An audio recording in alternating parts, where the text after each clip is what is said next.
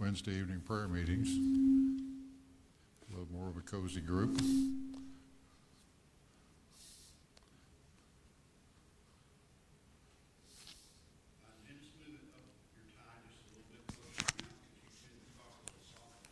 Okay. Okay, move this thing up. Like so? Will that work? Okay.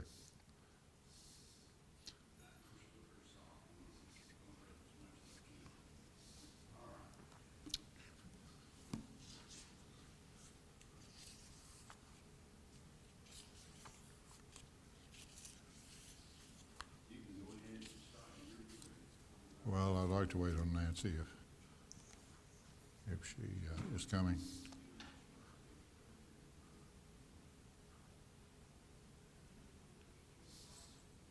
You know, she has a wonderful card ministry. Have you ever received cards from her? Cards from Nancy? Oh, we do too. I do on birthdays and anniversaries. And if you ever miss sickness, or she does you too. Yes, yes.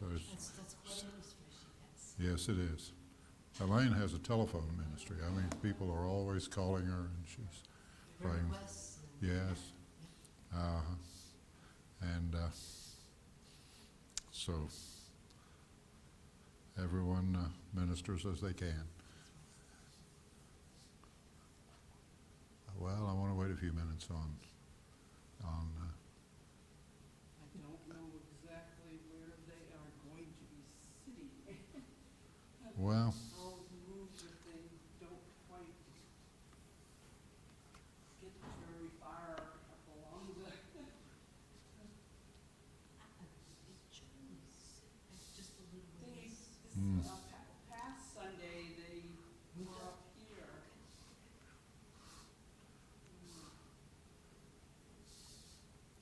you know, So I'll just. there was a church we were in before we came to this one. I was on the grounds committee there. And one of the things that really weighs on me is the state of the grounds of the church. And we've not had a working riding mower for some time. And I had to borrow my brother's lawnmower, and it's broken now. So I'm going to have to do something. But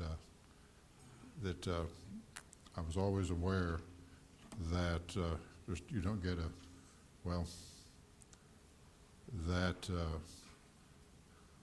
you don't get a second chance to make a first impression. And when people drive up, you know, this is not a wealthy church, obviously, but it ought to look well cared for. And someone who comes up and get their first impression from the way the grounds are kept. And they just ought to be, it may be the first time they've been to this church, maybe the first time they've been to any church. But we want to make the best impression on them we can. Well, Let me see your wireless unit. I want to make sure it's not on mute because you're not very loud. okay. Well, I tend to speak. Nope, it's Softly anyway. it's on. All right. Well, I'll try to speak up. Well, I hope Nancy can get in here pretty soon. All right. Well, let's get started. Not certain I can go for a whole hour, but let's see how far I can go.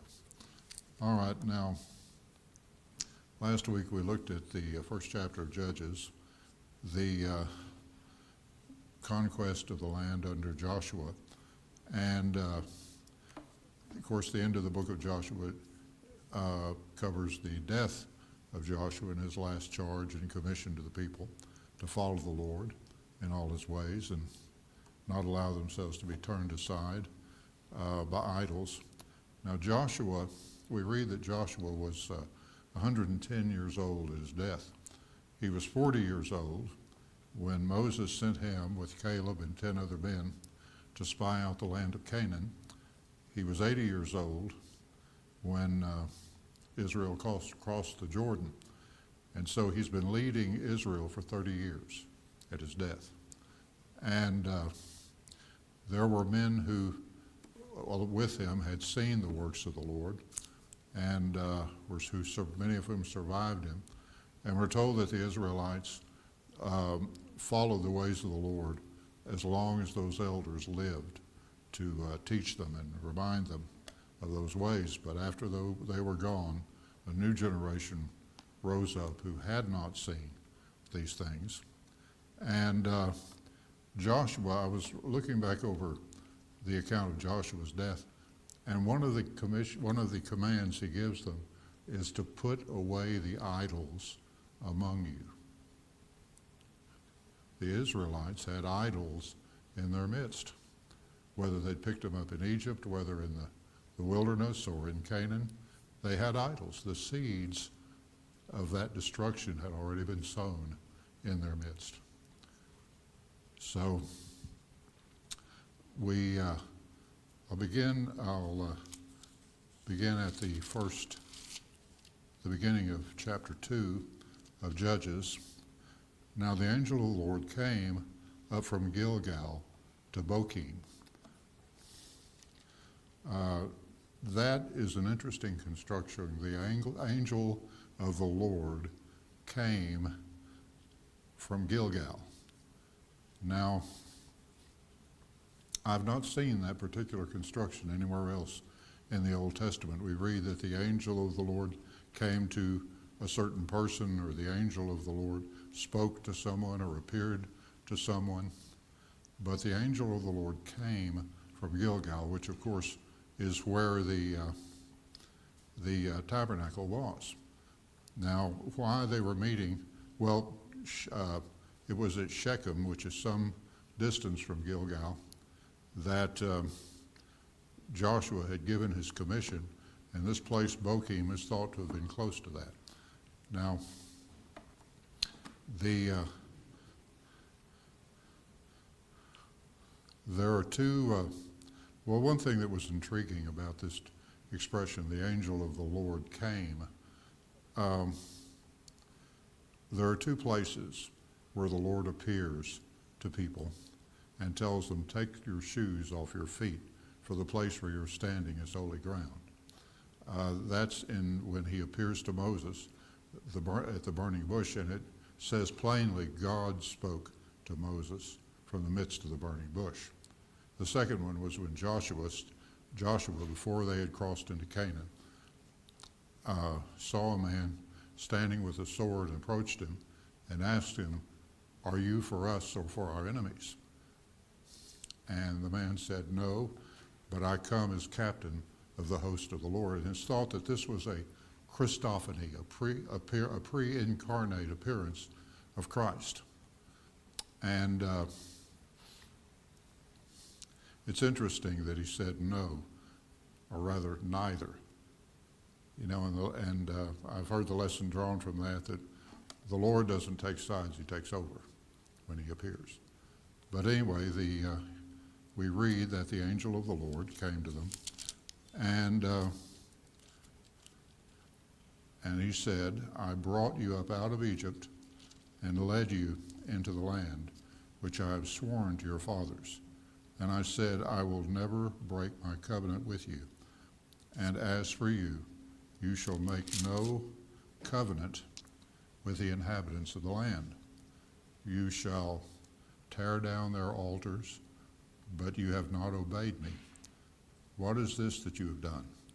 Therefore I also said, I will not drive them out before you, but they will become as thorns in your sides, and their gods will be a snare to you. When the angel of the Lord spoke these words to all the sons of Israel, the people lifted up their voices and wept. So they named that place Bochim, which means weeping. And there they sacrificed to the Lord. Now, Israel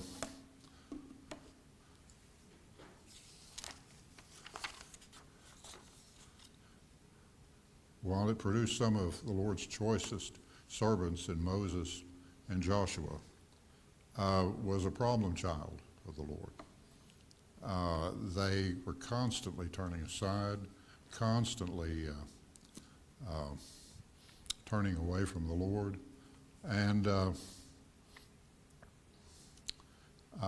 he was constantly having to correct them, reprove them, and that's been with us to this day. Paul found the same thing in the churches constantly. He wrote his letters in answer to problems, most of them in answer to problems that were developed in that church, and they had sent to him asking him for bringing questions to him. How do we resolve this? So God's children have always been a problem for him, and yet he remains committed to us. But the Israelites, incidentally, saw a video, a round table of some pastors who were talking about and lamenting some of the things that are happening in some parts of the church, or so-called churches. And there was one that it looked like a rock concert, and at some point the people saw some kind of light, and they said, "It's the glory of the Lord we're seeing." Well, one of the pastors spoke up and said, if that really was the glory of the Lord appearing, all of those people would be dead, because no one can look upon the Lord and live and upon his glory. And you recall when Moses asked the Lord to show him his glory, the Lord told him that you could only see the trailing edge of my glory, because no man can look on me and live. Well, Joshua's gone now, and it's up to the tribes of Israel. So we read that that generation, let's see,